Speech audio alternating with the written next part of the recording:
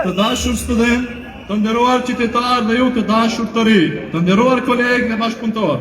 Unë jam Besian Rexhepi, kryetari i Parlamentit Studentor pranë UEL-s.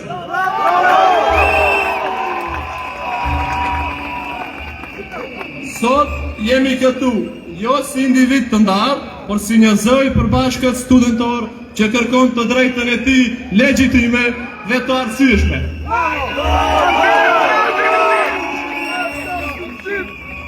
Kjo nuk është një protest kundër askujt, por një thirrje për drejtësi, barazi dhe respekt ndaj procesit ton akademik dhe profesional.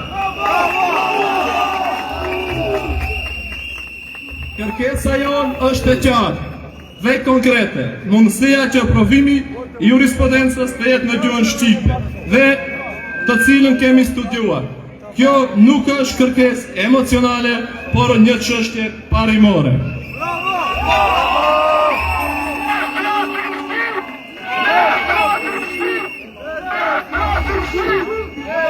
Në një shtet multietnik si Maqedonia e Veriut, kemi nevojë për zgjedhje të qarta, të plota dhe të qëndrueshme ligjore, që respektojnë realitetin shoqëror dhe diversitetin e këtij vendi.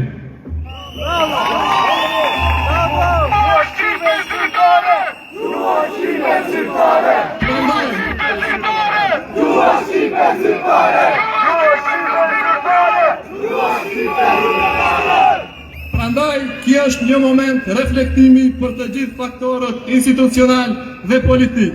Ky është një mesazh i drejt për drejt për Ministrin e Drejtësisë, zotri Filko.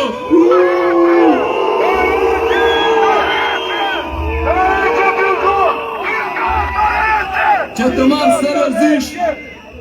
të marrë seriozisht këtë çështje dhe të reflektoj me zgjidhje konkrete ligjore, jo me vonesa apo heshtje institucionale e deri në injorim të kërkesave tona.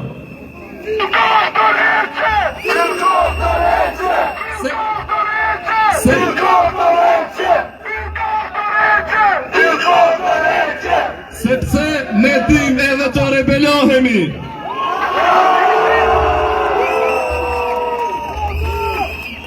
Po ashtu është një thirrje për kryeministrin Kristian Mickoski.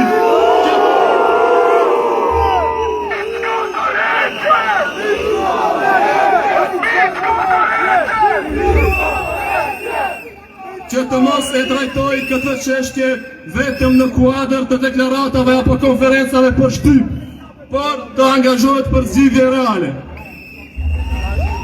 Ne nuk kërkojmë asgjë më shumë se të drejtën tonë. Këtë duhet ta kuptoj edhe secili politikan shqiptar.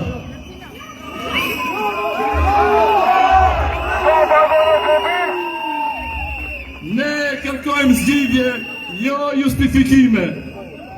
Ne kërkojmë veprim, jo interpretim. Dhe mbi të gjitha kjo lëvizje mbetet ajo që është në thelb, studentore, paqësore dhe e pastër. Ja ku është sot e dëshmoj.